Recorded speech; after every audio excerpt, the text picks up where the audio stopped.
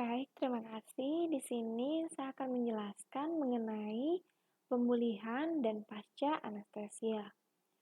Jadi, video ini dipresentasikan oleh saya sendiri, Putusari Aryambarini, dan dibimbing oleh Dr. Ponti Somaya Parhami, spesialis anestesi. Jadi di sini nantinya saya akan membahas mengenai hal apa saja yang perlu dievaluasi setelah pasien sadar dari pembiusan. Kemudian kita perlu tahu bagaimana penanganan apabila timbul komplikasi setelah pemberian obat-obat pembiusan. Dan kemudian kita perlu mengetahui kapan pasien bisa dipindahkan ke ruang biasa dari ruang pemulihan. Yuk kita sama-sama simak lebih lanjut. Pemulihan anestesia. Idealnya, pasien dapat bangun dari anestesia secara bertahap tanpa keluhan dan mulus. Namun, kenyataannya sering dijumpai hal-hal yang mengancam sehingga menimbulkan keadaan kritis. Sebelum mengakhiri anestesia, hendaknya kita selalu menyiapkan alat atau obat-obatan yang terkait dengan bantuan hidup dasar. Kemudian, pemantauan hendaknya tetap dilakukan walaupun pemberian obat bius itu telah dihentikan. Pada umumnya, pemulihan analgesia regional berlangsung mulus tanpa masalah. Sebaliknya, pemulihan dari anestesia umum sering disertai masalah-masalah, sehingga disepakati bahwa masa pemulihan merupakan periode kritis yang dapat mengancam nyawa, sehingga semua pasien pasca anestesia dirawat di ruang pulih atau recovery room. Proses pemulihan. Pada anestesia umum, proses pemulihan itu dimulai sejak pemberian obat anestesia dihentikan. Untuk pemberian obat intravena, yaitu ketika pemberian obat terakhir. Untuk obat inhalasi, yaitu ketika aliran gas obat anestesia dihentikan. Khusus untuk analgesia regional, proses pemulihan itu dimulai sejak pemberian obat terakhir. Proses masukkan obat bius, yaitu ketika obat diabsorpsi, kemudian di plasma itu dilakukan ada proses metabolisme, kemudian diekskresi. Nah, ketika proses pemulihan, absorpsi atau pasokan obat anestesia itu di-stop, sehingga nantinya metabolisme atau sesuatu yang disimpan itu tidak ada, dan sisanya adalah ekskresi, proses ekskresi.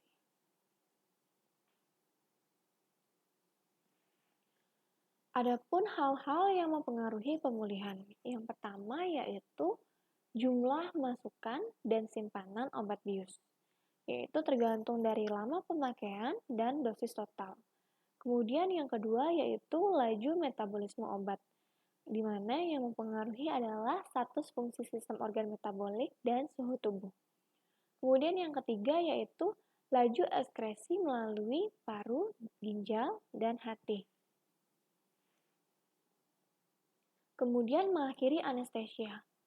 Pada anestesia intravena klasik, bila pembedihan selesai, hentikan pemberian obat bius intravena, kemudian pertahankan jalan nafas agar tetap lapang sehingga oksigenasi tetap adekuat, baru kemudian pindahkan pasien ke ruang pulih. Yang kedua, mengakhiri anestesi pada anestesi umum menggunakan inhalasi sungkup muka.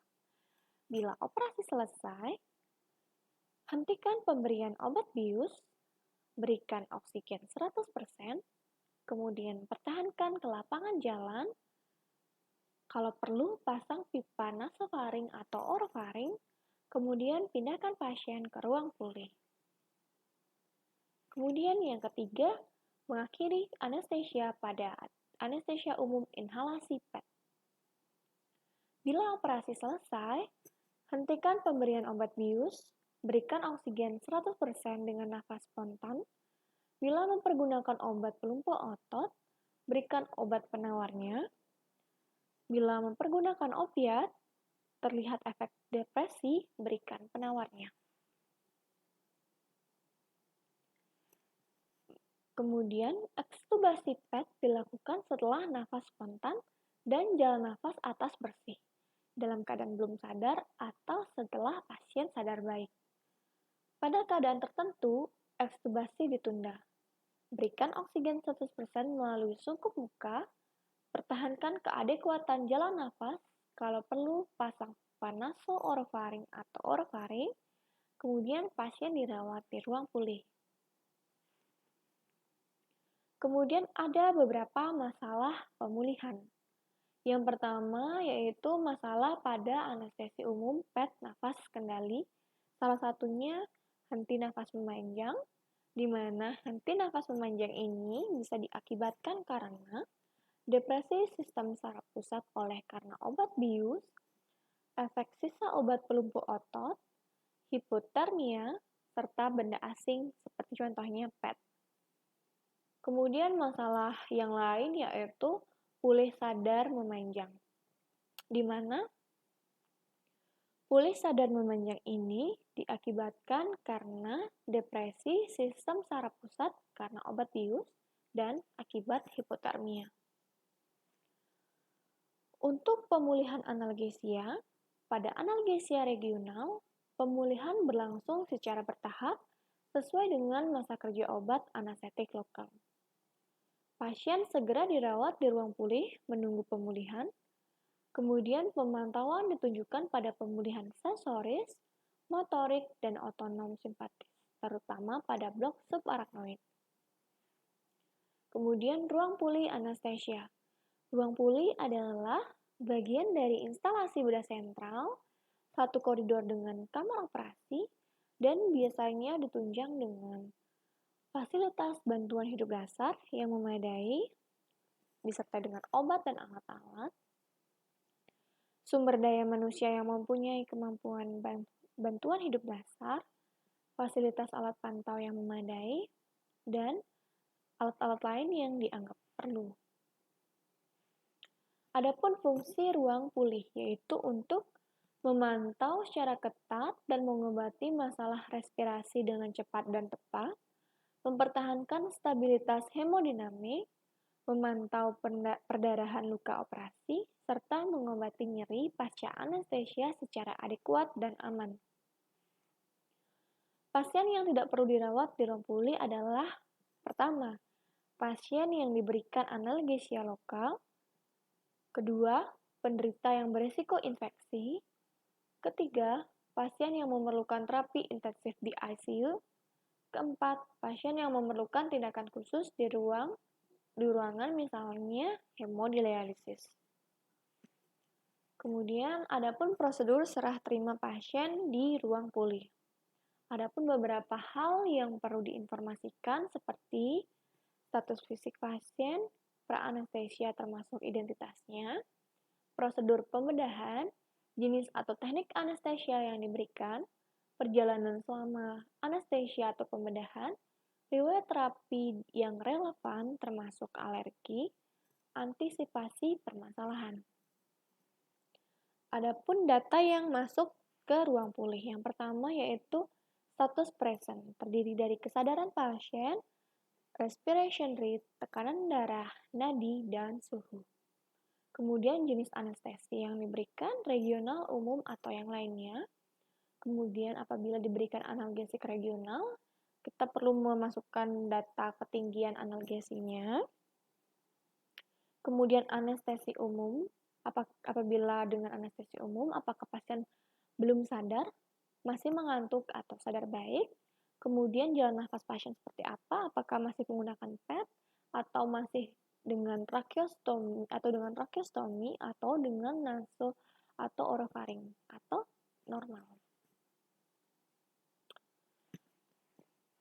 Adapun beberapa hal yang harus dipantau di ruang pulih, yaitu pertama, luka operasi, kemudian kedua, penilaian skor Aldrete yang terdiri dari kesadaran, respirasi, tekanan darah, warna kulit, serta aktivitas motorik.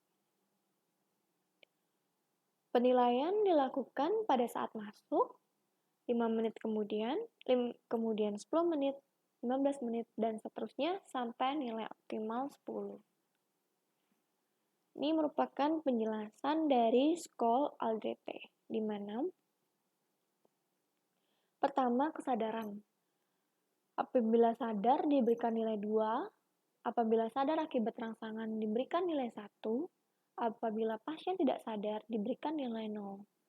Kemudian untuk respirasi, apabila bernafas spontan diberikan nilai 2, bernafas tidak adekuat diberikan nilai 1, apabila pasien tidak bernafas diberikan nilai 0. Kemudian tekanan darah. Apakah tekanan darahnya sama dengan pre-op? Diberikan nilai 2. Apakah kurang dari 20% atau lebih dari pre-op diberikan nilai 1, atau kurang dari 50% atau lebih dari pre-op diberikan nilai 0. Kemudian warna kulit, kita nilai normal, pucat, atau cyanotic. Kemudian aktivitasnya apakah normal, dengan rangsangan, atau pasien terdiam. Adapun beberapa masalah di ruang pulih, diantaranya yaitu pasien gelisah, gangguan pernafasan, gangguan kardiovaskuler, gangguan fungsi ginjal, mual muntah, menggigil, serta nyeri. Gelisah. Gelisah disebabkan oleh karena hipoksia, asidosis, buli-buli penuh, kesakitan, dan efek samping dari ketamin. Setelah penyebabnya disingkirkan, berikan penenang, misalnya berikan midazolam. Untuk masalah yang kedua adalah gangguan pernafasan. Gangguan pernafasan bisa disebabkan oleh karena obstruksi nafas, di mana obstruksi ini disebabkan karena sumbatan lidah pada hipofaring, spasme laring, atau lendir dan air liur, atau karena bekuan darah atau muntahan. Yang terpenting adalah identifikasi penyebabnya, kemudian lakukan tindakan sesuai dengan penyebab tersebut. Kemudian depresi nafas. Depresi nafas ini disebabkan oleh karena pertama, efek samping obat narkotik, kedua, efek sisa obat pelumpuh otot, ketiga, gangguan keseimbangan elektrolit, kemudian langkah selanjutnya adalah segera berikan bantuan nafas, identifikasi penyebab, serta lakukan terapi sesuai dengan penyebabnya. Gangguan yang ketiga yaitu gangguan kardiovaskuler. Yang pertama, hipertensi. Hipertensi dapat disebabkan oleh karena nyeri pasca bedah dan iritasi PET, kemudian kelebihan infus, kemudian buli-buli penuh, atau karena hipoksia yang menyebabkan hiperkapnia atau asidosis. Kemudian kita perlu mengidentifikasi penyebab. Setelah itu, lakukan terapi sesuai dengan penyebabnya. Kemudian gangguan kardiovaskuler yang lain adalah hipotensi. Hipotensi disebabkan oleh hipovolemik akibat perdarahan, infus yang kurang, atau poliuria, atau sekuesterisasi cairan. Bisa juga disebabkan oleh karena kontraktilitas otot jantung yang menurun, serta dilatasi pembuluh darah. Identifikasi penyebab, kemudian lakukan terapi sesuai dengan penyebabnya. Kemudian yang selanjutnya adalah gangguan kardiovaskuler, yaitu gangguan irama jantung. Bisa disebabkan oleh karena gangguan keseimbangan elektrolit, misalnya hipo atau hiperkalemia, asidosis atau alkalosis, hipoksia hiperkapnia, atau karena penyakit primer jantung. Kita perlu mengidentifikasi penyebab, kemudian lakukan terapi sesuai penyebabnya. Kemudian gangguan fungsi ginjal. Gangguan fungsi ginjal disebabkan oleh pertama, masalah prerenal, kemudian masalah pada ginjal atau masalah pada postrenal, misalnya retensi urin. Kita perlu mengidentifikasi penyebabnya, kemudian lakukan terapi sesuai dengan penyebabnya. Kalau diperlukan, lakukan dialisis. Kemudian komplikasi yang lain yaitu mual muntah. Mual muntah dapat disebabkan oleh pemakaian opioid atau oleh karena bedah intraabdomen atau oleh karena hipertensi pada analgesia regional. Kemudian ada pun resiko mual muntah atau regurgitasi pasien belum sadar, yaitu berupa sumbatan jalan nafas serta aspirasi asam lambung, di mana aspirasi asam lambung ini dapat juga menyebabkan Mendelssohn syndrome. Nah, untuk mual muntah, kita bisa menangani dengan pemberian obat antiemetik. Biasanya yang sering digunakan adalah dehydrobenperidol atau ondansetron. Bila terjadi aspirasi asam lambung, segera dilakukan intubasi trakea, berikan nafas buatan, cuci bronkus, dan terapi lain sesuai dengan indikasi. Kemudian komplikasi selanjutnya adalah menggigil.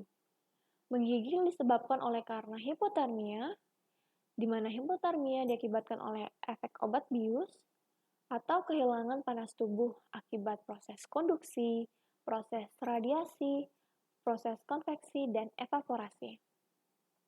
Atau menggigil justru diakibatkan oleh hipertermia akibat efek obat bius, inhalasi, atau suksinilkolin. Adapun terapi yang bisa diberikan yaitu akibat hipotermia, selimut dan petidin. Akibat hipertermia bisa diberikan pendingin. Kemudian untuk nyeri pasca bedah termasuk nyeri akut, nosiseptif derajat berat, sedang, atau ringan, disebabkan oleh kerusakan jaringan akibat trauma bedah. Dapat menimbulkan respon hormonal bifasik, yaitu penurunan hormon anabolik seperti insulin dan peningkatan hormon katabolik seperti katekolamin, steroid, glukagon, dan tiroksin. Nyeri juga dapat mengganggu fungsi organ vital. Adapun terapi dari nyeri itu diberikan terapi preemptif dengan premedikasi. Selama anestesia diberikan analgesia berupa suplemen opioid, diberikan intratekal atau epidural, pemelihara dengan opioid atau analgetik antiinflamasi non-steroid diberikan secara intramuskular, bolus intravena, atau infus tetes kontinu. Kriteria pengeluaran. Pasien boleh kembali ke ruangan apabila pertama, skol Albrete 9 hingga 10. Kedua, tidak ada pendarahan luka operasi. Ketiga, setelah 30 menit pemberian opiat terakhir. Keempat, tidak ada penyulit yang mengancam. Kelima, tidak memerlukan tindakan atau terapi khusus. Nah, setelah pasien pulih dari anestesia, maka ada beberapa hal yang mulai muncul, yaitu pertama nyeri, respon stres, mual muntah, ileus, hipoksemia, gangguan tidur, kelelahan, kelaparan, imobilisasi atau restriksi, terdapat drainase atau pemasangan NGT, yang semuanya ini menimbulkan penderitaan dari pasien. Di mana ketika pasien mengalami penderitaan, ini akan dapat menghambat penyembuhan dari pasien tersebut.